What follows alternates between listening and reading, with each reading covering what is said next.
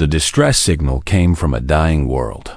Commander Beth Holden stood on the bridge of her rescue ship, the Starboard Hope, and watched the readings on her screen. The signal was weak and old. It had been sending for 3 days before anyone heard it. The planet below was called Velar 7, a small mining colony on the frozen edge of Karath space. The Karath were a proud species. They looked like large cats that walked on 2 legs. Their bodies were covered in golden fur, and their eyes glowed like burning amber. They were strong and fast, and they believed that weakness was the greatest sin. Only the strong deserved to survive. Only the powerful deserved respect. Beth did not like the Karath. She had met them many times in her years of service, and she always felt cold in their presence. They looked at humans the way a predator looked at small prey. Not as a threat, not as an equal, just as something beneath them. But the distress signal did not care about politics or pride. Someone was dying down there, and Beth was a rescue commander. It was her job to save lives, even lives that would never thank her for it. "Take us in," she said to her pilot. "Full scan of the colony when we get close." The Starboard Hope dropped through the frozen atmosphere of Velar 7. The planet was a ball of ice and rock, useful only for the rare metals buried deep beneath its surface. The Karath had built a small outpost here 20 years ago. 50 workers, a dozen administrators, and according to the records, 1 nursery dome for the children of the workers. The scan results made Beth's stomach turn. "Commander," said Lieutenant Danny Marsh, his voice tight with confusion, "the colony is destroyed. Looks like an asteroid storm hit them hard. But the strange thing is, there are no bodies. No Karath life signs at all. They evacuated?" Beth asked. "Yes, ma'am. The logs show they left 3 days ago when the storm was detected. But," Danny paused, his face pale, "the nursery dome was sealed and left behind. And I am reading 17 life signs inside. Small ones. Very weak." Beth felt her blood turn to ice. "Cubs," she whispered. "They left their cubs behind." She ran. Beth had never run so fast in her life. She grabbed a thermal jacket and an emergency kit, and she ran through the airlock and across the frozen ground toward the collapsed dome. Danny was right behind her, and so was Dr. Nina Vance, the ship's medical officer. The nursery dome had been hit by falling debris. Half of the ceiling had caved in, and ice had crept through the cracks. The temperature inside was far below freezing. No adult could have survived for 3 days in this cold. But the cubs were not adults. Beth found the first one near the entrance. It was a tiny thing, no bigger than a human baby, with soft golden fur and closed eyes. It was not moving. For a terrible moment, Beth thought it was dead. Then she saw the small rise and fall of its chest. "Over here!" she shouted. "I found one." Danny found 3 more huddled together in a corner, their small bodies pressed against each other for warmth. Nina found 5 near the back wall, where a heating unit had kept working for a few hours before dying. They found the rest scattered throughout the dome, some alone, some in groups, all of them barely alive. 17 cubs. The youngest was maybe 6 weeks old. The oldest could not have been more than 4 months. Danny pulled off his thermal jacket and wrapped it around 3 of the smallest cubs. His hands were shaking, and not from the cold. "They left them," he said. His voice was hollow, empty, like he could not believe what he was seeing. "They just sealed the door and flew away. They left their own children to die." Nina was already scanning the cubs with her medical device. Her face was grim. "Severe cold damage to their bodies," she reported. "They have not eaten in 3 days. 4 of them are very close to death. We need to get them to the medical bay now." Beth looked around the frozen nursery. She saw the small beds where the cubs had slept. She saw the toys scattered on the floor. and she saw the tiny handprints on the frosted glass of the windows, where the cubs had pressed their hands and faces against the cold surface, watching the adult Korath board their ships and fly away. The cubs had watched their parents leave them. They had been old enough to see, old enough to understand that they were being abandoned. Something changed inside Beth at that moment. Something hard and fierce grew in her chest. In human culture, children were everything. You protected your children. You died for your children. You did not leave them behind. Not ever. Not for any reason. Get them to the ship, Beth ordered. All of them. I do not care what it takes. We are not leaving a single one behind. The crew of the Starboard Hope worked through the entire night. They turned cargo holds into warm rooms for the cubs. They searched the abandoned colony's computers for information on what Korath babies needed to eat. Nina and her medical team fought for hours to save the 4 cubs who were closest to death. By morning, all 17 cubs were alive. Beth barely slept. She spent most of the night walking through the medical bay, watching over the small golden shapes in their heated beds. One cub in particular caught her attention. It had orange and white markings on its fur, different from the others. Nina had spent an hour feeding it from a bottle, singing soft songs to calm its crying. When the cub finally slept, Beth sent a message to the Korath homeworld. She told them that their cubs had been found alive. She told them that the children were safe and ready to be returned to their families. The response came 6 hours later. It was from High Arbiter Thiessen, the leader of the entire Korath species.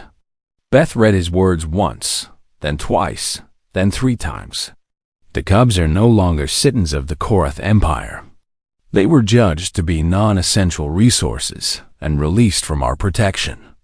You may dispose of them as you see fit. Dispose of them like they were garbage, like they were broken machines that nobody wanted anymore. Beth stared at the message for a long time. Then she walked to the medical bay and looked through the observation window. The cub with the orange and white markings was awake now. It was looking around with big golden eyes, confused and scared and alone. Beth made her decision. Navigation, she said quietly into her communicator. Set course for Earth. First Officer Kyle Bennett responded with surprise. Commander, our orders are to return to the Korath border station. Our orders have changed, Beth replied. These cubs need a home. If the Korath do not want them, then humanity will raise them. We will show them what it means to be loved. We will show them what it means to be protected. And we will make them strong in ways the Korath never could. The Starboard Hope turned away from Korath space and headed toward human territory. In the medical bay, 17 abandoned cubs slept peacefully for the first time in days, unaware that their lives had just changed forever. The Korath had thrown them away, but humanity would make them fierce. 15 years passed, and the galaxy forgot about 17 abandoned cubs. But the cubs did not forget. Zara stood at the edge of the training field and watched the sun rise over the Colorado mountains. She was almost 7 feet tall now, her body covered in orange and white fur that caught the morning light like fire. Her golden eyes were sharp and calm. Her claws, which could cut through steel, were filed smooth. She wore the uniform of the Human Defense Academy, and she wore it with pride. 15 years ago, she had been a tiny ball of fur, frozen and dying in a collapsed nursery dung. A human woman named Beth had carried her to safety. A human doctor named Nina had fed her from a bottle and sang her to sleep. They had given her warmth when her own people left her in the cold. Now Beth was her mother. Not by blood, but by choice. Beth had adopted Zara the moment they reached Earth, raising her alongside her own human son in a small house near the mountains. She had taught Zara to read and write. She had taught her to fight and to think. And most importantly, she had taught her what it meant to love. The other 16 cubs had found families too. Humans from all over Earth had come forward to adopt them.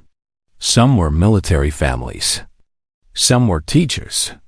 Some were just ordinary people who had seen the news reports and felt their hearts break at the sight of abandoned children.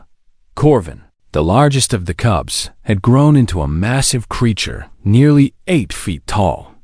He had been adopted by a family of firefighters in Denver. They had taught him that true strength was not about hurting others. True strength was about saving them. Now Corvin spent his free time visiting children in hospitals, letting sick kids climb on his enormous shoulders and pull on his ears. The children loved him, and he loved them back. Senna, the smallest of the cubs, had been adopted by a professor at a big university. She had always been curious, always asking questions, always wanting to learn. Now she was the leading expert on alien languages in human space. She could speak 37 different tongues, and she was learning more every day. Tal had nearly died in that frozen nursery. 4 of his organs had failed, and Nina had spent hours cutting him open and putting him back together. But he had survived, and his brush with death had made him fearless. Now he was a combat instructor at the Human Defense Academy, teaching young soldiers how to fight and how to survive. They called themselves the Abandoned 17. They had a group chat where they talked every day. They met in person whenever they could. They were not just friends. They were brothers and sisters, bound together by the cold darkness they had survived and the warm light that had saved them. And they never forgot what the Korath had done, but they also never let that anger poison them. Beth had taught Zara something important when she was young. She had said that hatred was like a fire inside your chest. It might feel powerful, but it burned you from the inside out. The best revenge against people who hurt you was not to hurt them back. The best revenge was to become someone better than they could ever be. Zara had taken those words to heart. She trained harder than any human soldier. She studied more than any human student. She pushed herself to be faster, smarter, and stronger than anyone expected.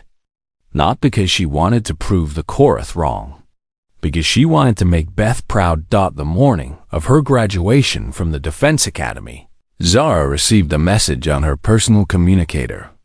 It was from Tal. "Turn on the news," the message said. "Something bad is happening." Zara walked to the common room and found a screen showing a news report. The anchor looked worried. Behind her, images of burning cities and fleeing ships filled the screen. The Korath Empire was under attack. An enemy called the Vex Consortium had invaded Karth space. The Vex were slavers and killers. They attacked the weak planets and took the people as prisoners to sell across the galaxy. They had been afraid to attack the Korath before, because the Korath were strong fighters.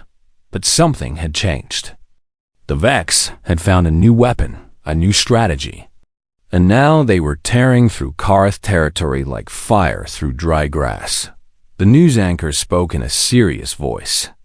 Reports indicate that the Vex are specifically targeting Korath nurseries and schools. They know that the Korath consider their young to be non-essential. They are using this against them, taking cubs as hostages and slaves while the Korath military focuses on protecting more valuable targets. Zara felt her claws extend without thinking about it. The Korath were letting their cubs be taken again. History was repeating itself. Children were being abandoned because the adults decided they were not worth saving. Her communicator buzzed again. This time, it was a group message to all of the abandoned 17. "Family meeting," Corvin had written. "Tonight. Beth's house. We need to talk." Zara arrived at Beth's house that evening to find all of her siblings already there. Corvin sat on the reinforced couch that had been built to hold his weight. Senna was curled up in an armchair, her small body tense with emotion. Tal stood by the window, watching the stars with cold eyes. Beth was there too, older now, but still strong. She had retired from active service years ago, but she still carried herself like a commander. The news played on the screen in the living room. More cities burning. More cubs being dragged away by Vex soldiers. Why should we help them? Corvin asked, breaking the silence. His voice was like thunder, low and heavy. They left us to die. They called us garbage. Why should we care if the same thing happens to their other children? No one answered at first. The question hung in the air like smoke dot, then Zara spoke. Because their cubs did nothing wrong, she said quietly. Just like we did nothing wrong. She stood up and walked to the center of the room, looking at each of her siblings in turn. I hate what the Korath did to us. I will never forgive them for leaving us in that frozen nursery.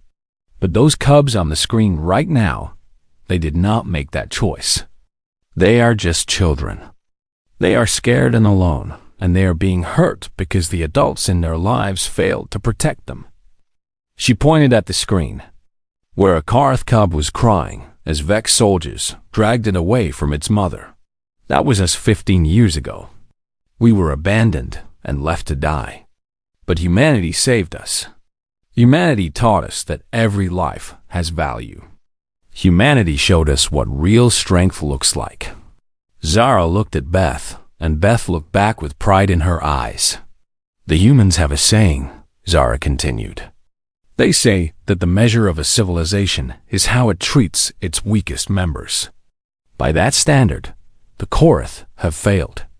But we do not have to fail too. We can be different. We can be better. She turned back to her siblings. The Korath left us to die. But we can choose to save their children anyway. Not because they deserve it, but because we know what it feels like to be abandoned. And we will not let that happen to anyone else. The room was silent for a long moment. Then Tal spoke, his voice rough. The Human Defense Force is putting together a rescue mission. They need volunteers who know Korath territory and Korath biology. They need us. Then let us volunteer, Zara said.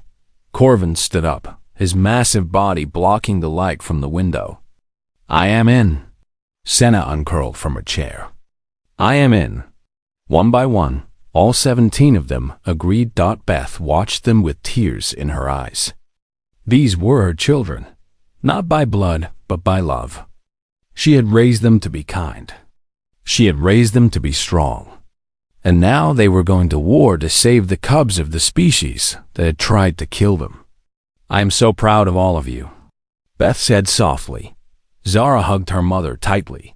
You taught us how to be human, Zara whispered. Now we will show the galaxy what that means. The abandoned 17 left Earth the next morning. They were going home, and they were bringing human fury with them. The human fleet dropped out of faster-than-light travel at the edge of Korath space, and Admiral Grace Kim looked at the battle before her. It was bad. Very bad. 30 Vex warships surrounded the Korath homeworld like hungry wolves around a wounded deer. The Korath defense fleet had been destroyed. Burning wreckage floated through space, the remains of ships that had fought bravely, but not well enough. The Vex were charging their weapons for the final attack, an orbital bombardment that would kill billions of people. Grace had commanded human ships for 20 years. She had fought pirates and raiders and hostile aliens. She had seen death and destruction on a scale that would break most people. But she had never seen anything like this. The Vex were not just trying to defeat the Korath. They were trying to destroy them completely. Open a communication channel to the Vex flagship, Grace ordered. Her communications officer worked quickly. And a moment later, the face of the Vex commander appeared on screen. His name was Overseer Crow. He was a reptilian creature with cold eyes and scales the color of dried blood. His mouth was full of sharp teeth, and he smiled when he saw the human ships. This is Admiral Kim of the Human Defense Coalition, Grace said calmly. You will stop your attack immediately and release all Korath prisoners. You have one chance to obey. Krell laughed. It was an ugly sound, like bones being crushed. Little mammals, he hissed through the screen. You are outnumbered. You are outgunned. Your tiny ships are no match for Vex power. Go back to your dirty planet before we decide to add humans to our slave collection." Grace smiled. It was not a friendly smile. "I was hoping you would say that," she said. The battle began. Human ships were smaller than Vex ships. Human weapons were weaker than Vex weapons. By every measure of firepower and size, the Vex should have won easily. But humans did not fight like other species. The Vex attacked in straight lines, each ship trying to destroy as many enemies as possible. They cared about kills. They cared about glory. They did not care about protecting each other. The humans attacked in formations. They covered each other. When one ship took damage, two others moved to protect it while it pulled back for repairs. When Vex fighters tried to attack refugee ships fleeing the planet, human pilots flew directly into their path.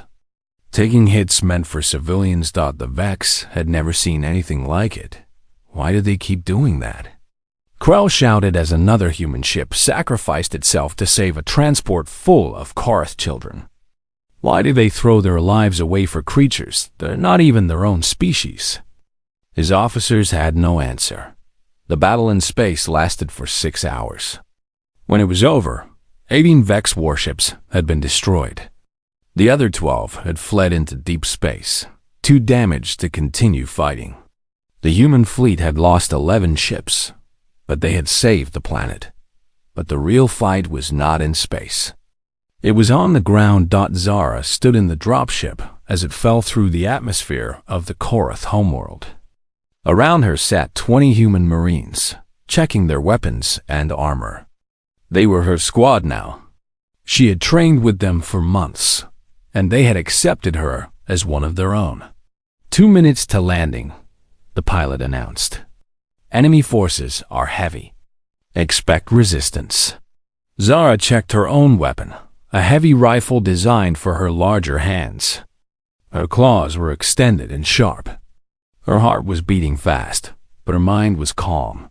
She was about to set foot on the planet of her birth for the first time. She was about to face the enemies, who were hurting children just like her. And she was ready. The dropship landed hard in a city square. The doors opened and Zara was the first one out. 3 Vex soldiers stood in front of her. They were big and mean, and they carried weapons that could cut through steel. When they saw her, they froze in confusion.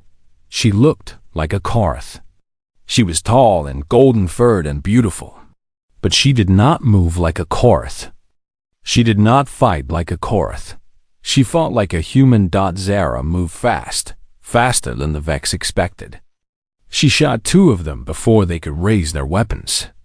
The third one charged at her with a blade, and she met him head-on, blocking his strike with one arm while driving her, claws through his armor with the other.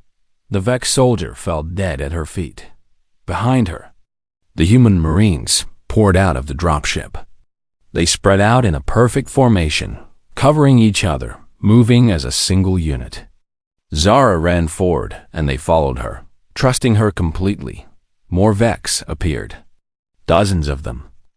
They fired at the human squad from buildings and rooftops.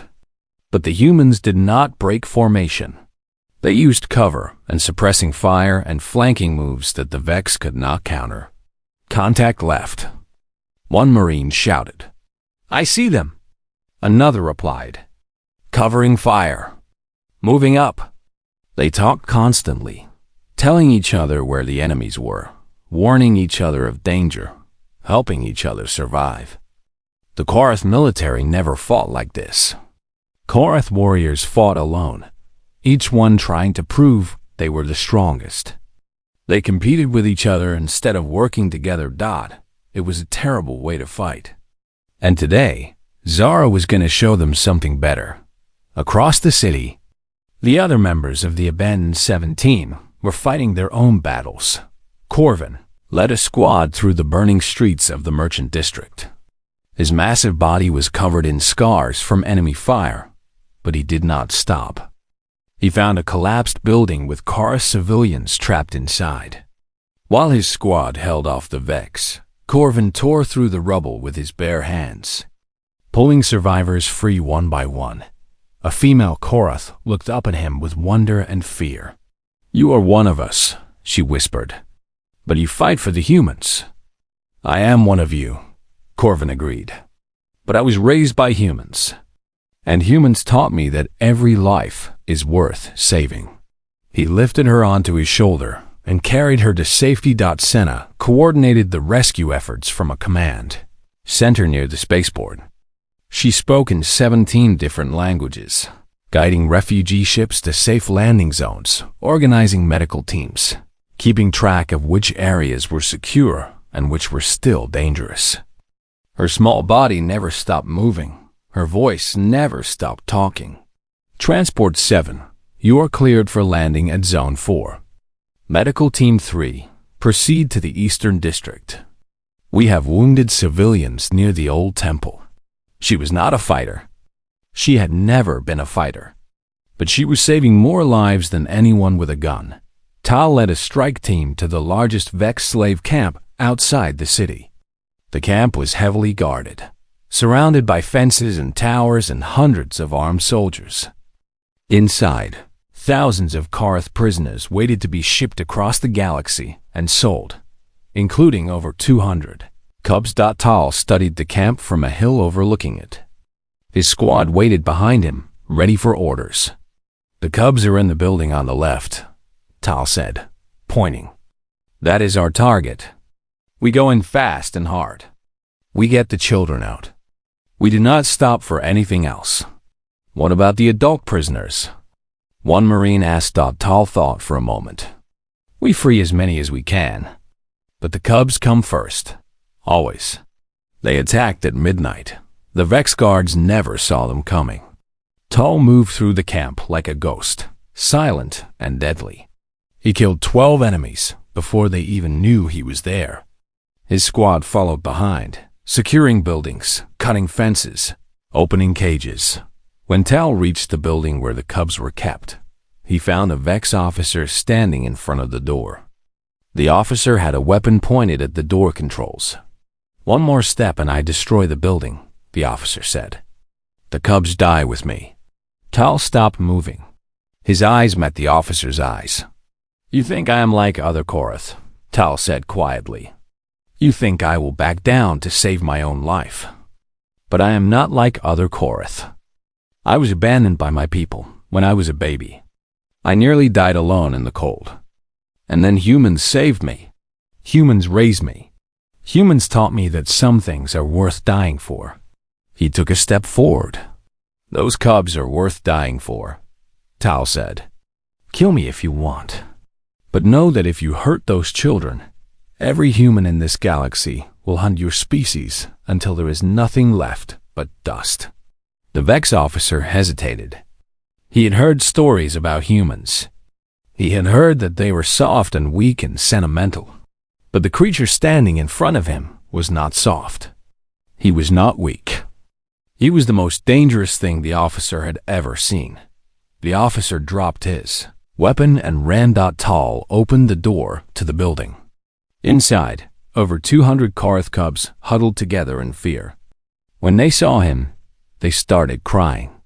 They thought he was there to hurt them. "It is okay," Tal said softly, kneeling down to their level. "I am here to take you home. No one is going to hurt you. I promise." He picked up the smallest cub, the one who was crying the hardest, and held it against his chest. The cub stopped crying. It looked up at Tal with big golden eyes. "You are safe now," Tal whispered. "I will not let anyone abandon you. Not ever." By morning, the Vex forces were in full retreat. The battle for the Korath homeworld was over, and the abandoned 17 had won. High Arbiter Thiessen had not slept in 3 days. He stood at the window of his chambers in the Grand Palace, looking out at the city below. Smoke still rose from some buildings. Repair crews worked to clear rubble from the streets. Medical ships flew overhead, carrying wounded to hospitals. The war was over. The Vex had been defeated. The Korath Empire had survived, but Thiessen knew that a different kind of war was just beginning. The news feeds could not stop talking about the abandoned 17. Every channel showed footage of the battle. Young Karth across the Empire watched Zara fight with a ferocity and skill that put their own warriors to shame. Parents watched Corvin carry cub after cub out of burning buildings, risking his life for children he had never met. Everyone watched Tal refuse to back down when a Vex officer threatened to kill 200 cubs. These were the children that Thiessen had declared worthless 15 years ago. These were the lives he had called non-essential. And they had come back to save everyone. The questions were already starting. Reporters demanded to know why the cubs had been abandoned in the first place. Citizens organized protests outside the Grand Palace. Military officers who had fought alongside the abandoned 17 were telling everyone who would listen about how the human-raised Korath were better soldiers than anything their own training had produced. Thiessen was old. He had ruled the Korath for 40 years. He had made thousands of difficult decisions, and he had never apologized for any of them. The strong survived, and the weak were left behind. That was the Korath way. That was how it had always been. But looking at the footage of Zara tearing through Vex soldiers while protecting fleeing civilians, looking at Corvin using his massive body as a shield to save wounded children, Thiessen felt something he had not felt in decades. Doubt. A knock came at his door. "Aye, Arbiter," his assistant said nervously. "The human ambassador is here. She is requesting an audience." Thiessen turned from the window. "She? I thought the human ambassador was a male." "He was, sir, but he has been replaced. The new ambassador is... Well, sir, perhaps you should see for yourself." The doors opened and Zara walked in. Thiessen felt his breath catch in his throat. She was magnificent. Nearly 7 feet of muscle and fur and deadly grace. Her golden eyes burned with an intelligence that made him uncomfortable. She wore a human military uniform covered in medals, and she carried herself like a queen. "High Arbiter Thiessen," Zara said. Her voice was calm and steady. "Do you remember me?" Thiessen forced himself to meet her eyes. "You are one of the cubs from Velar 7. I am the cub with the orange and white markings," Zara replied.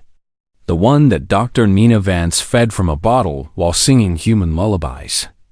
The one that Commander Beth Holden adopted as her own daughter. The one that you told the humans to dispose of." The word hung in the air between them. Dispose. Such a simple word. Such a cruel word. "I did what was necessary," Thiessen said, but his voice sounded weak even to his own ears. The situation was complicated. Resources were limited. The adults needed to survive so they could have more cubs later. It was a strategic decision. "It was cowardice," Zara said simply. "And everyone in the galaxy knows it now." She walked slowly around the room, looking at the paintings on the walls, the expensive furniture, the symbols of power that Thiessen had collected over his long life. "I used to dream about this moment," she said quietly. "When I was young and angry, I used to imagine coming back here and making you suffer the way we suffered. I wanted you to feel cold and alone and abandoned. I wanted you to know what it was like to be thrown away by the people who should have protected you." She turned to face him. "But then I grew up, and the humans who raised me taught me something important. They taught me that revenge is a poison that destroys the person who drinks it. They taught me that true strength is not about hurting your enemies. True strength is about helping your friends. True strength is about breaking the cycle of pain instead of continuing it." Thiessen said nothing. He could not think of anything to say.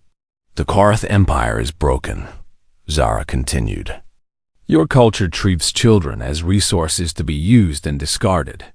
Your warriors fight for personal glory instead of protecting the innocent.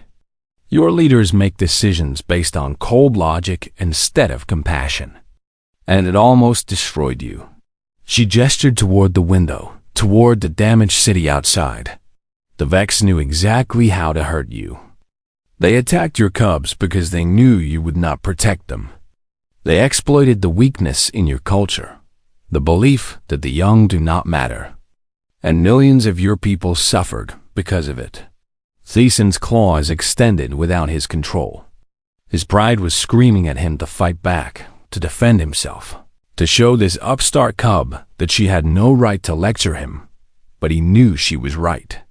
And that made it worse. What do you want? He asked finally. Zara smiled. It was not a cruel smile. It was sad and tired and hopeful all at once. Humanity has agreed to help you rebuild, she said. But there are conditions. No more abandoned cubs. No more expendable lives. Every child of the Korath Empire will be protected and valued and loved, just as we should have been. She stepped closer to him. You will change your laws. You will change your culture. You will teach your people that the measure of strength is not how many enemies you can kill, but how many children you can save. And if I refuse? Theson asked. Then you will face the next war alone, Zara replied. And the next time, there might not be anyone left to save. The High Arbiter was silent for a long time. He thought about his life, his choices, the countless decisions he had made in the name of strength and survival. He thought about the cubs he had ordered left behind, not just on Valor 7, but on dozens of other colonies over the years. He had never counted them. He had never wanted to know how many small lives he had thrown away. Now one of those lives was standing in front of him, demanding that he change Dot, and for the first time in 40 years. Theson did not have an argument. The council will never agree, he said weakly. They believe in the old ways. They will fight any change. Then the council must be replaced, Zara said simply. Or convinced. I do not care which. But the old ways end today. She extended her hand toward him. Her claws were retracted. Her palm was open and empty. You have a choice, High Arbiter. You can cling to pride and watch your empire crumble around you. Or you can admit that you were wrong and start building something better. Something that your children and your children's children will be proud of. Theson looked at her hand. Such a simple gesture. In Korath culture, offering an open hand meant surrender. It meant admitting weakness, but in human culture, it meant something different. It meant partnership. It meant trust. It meant working together toward a shared future. The Arbiter thought about the footage he had watched, of human soldiers dying to protect Korath refugees, of the abandoned 17 fighting harder than any Korath warrior ever had. He thought about what Zara had said about breaking cycles of pain instead of continuing them. Slowly, carefully, High Arbiter Theson took Zara's hand. Teach us, he said quietly. Show us the human way. Zara squeezed his hand gently. We will, she promised. Together. News of the agreement spread across the Korath Empire within hours. Reactions were mixed. Some called it a humiliating surrender. Others called it a new beginning. Protests and celebrations broke out in equal measure. But in the nurseries and schools of the Empire, where young cubs watched the news with wide eyes, something else happened. They saw Zara standing tall and proud in the Grand Palace. They saw a cub who had been abandoned and left to die grow up to save her entire species. And they began to hope that maybe the old ways were not the only ways. Maybe there was another path. One where strength did not require cruelty and survival did not require sacrifice of the innocent. Maybe, just maybe, the Korath could learn to be fierce in a different way, the way the humans had taught Zara the way of love. 20 years had passed since the war, and the galaxy had become a different place. Zara stood on a balcony, overlooking the central plaza of the Korath capital city. Below her, thousands of people had gathered for the anniversary celebration. Korath and humans walked side by side through the streets, sharing food and stories and laughter. Cubs played together with human children, chasing each other through fountains and climbing on statues. It was a sight that would have been impossible 2 decades ago. Now it was ordinary. The Korath Empire had been renamed the Korath Protectorate. The old Council of Elders, the ones who had believed that weakness should be punished and the young should be sacrificed, had been dissolved. In their place stood a new government, one where every citizen had a voice and every child had rights. Zara had served as the first ambassador to humanity for 15 years. She had built bridges between 2 species that had once looked at each other with suspicion and distrust. Now human students studied at Korath universities, and Korath scientists worked in human laboratories. Trade ships moved freely between their territories. Families visited each other across the stars. But perhaps the most important change had happened in the nurseries. Korath cubs were no longer seen as resources to be managed. They were seen as treasures to be protected. New laws guaranteed food and shelter and education for every child. Military spending had been cut so that money could go to schools and hospitals instead. Parents who abandoned their cubs faced severe punishment, and in every classroom, children learned about the abandoned 17. They learned about the frozen nursery on Velar 7. They learned about the humans who refused to leave anyone behind. They learned about Zara and Corvin and Senna and Tal and the others who had come back to save a people that had thrown them away. The cubs learned that true strength was not about destroying your enemies. It was about protecting your friends. Zara felt a warm hand slip into hers. She looked down and saw Beth standing beside her, leaning on a cane but still standing straight. Beth was 93 years old now. Her hair was white and her skin was wrinkled, and she moved slowly. But her eyes were still sharp, and her mind was still clear. She had traveled across the galaxy to be here for this celebration, despite her doctors warning her about the strain. "You came," Zara said softly. "I would not miss this for anything," Beth replied. She looked out at the crowd below, at the mixed groups of humans and Korath, at the children playing without fear. "Do you remember what I said to you when you were little? When you were having bad dreams about the cold?"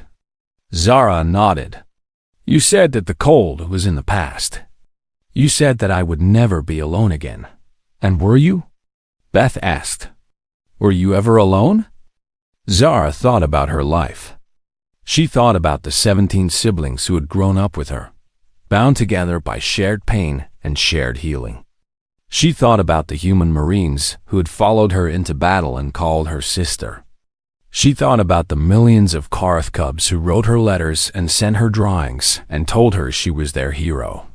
"No," she said. "I was never alone." Beth squeezed her hand. "Good." Across the plaza, Corvin was surrounded by a crowd of children. He was even bigger now than he had been during the war, his fur streaked with gray, but his body still powerful. He was running the largest orphanage in known space, a massive complex near the old capital that accepted abandoned young of any species. In the 20 years since it opened, Corvin's orphanage had taken in over 50,000 children. They came from Korath colonies and human settlements and a dozen other worlds. Some were war orphans. Some had been abandoned by parents who could not care for them. Some had simply been found alone, without anyone to explain where they came from. Corvin welcomed them all. He had helpers, of course. Hundreds of staff members who cooked and cleaned and taught and nursed. But Corvin himself spent hours every day with the children, playing with them, reading to them, holding them when they cried at night. A small Korath cub tugged on his leg. "Uncle Corvin," the cub said, "tell us the story again."